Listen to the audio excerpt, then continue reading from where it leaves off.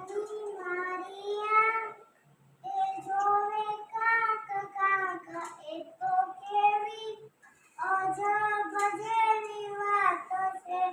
નાનું મારું નામ એ સૂંઘે ફૂલ મજાનું એ તો કેવી અજબ જેવી વાત છે.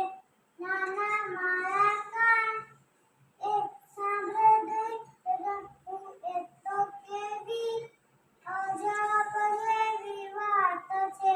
નાનું મારું મોઢું એ બોલે મસ્ત મજાનું એ તો કેવી અજબ જેવી વાત છે.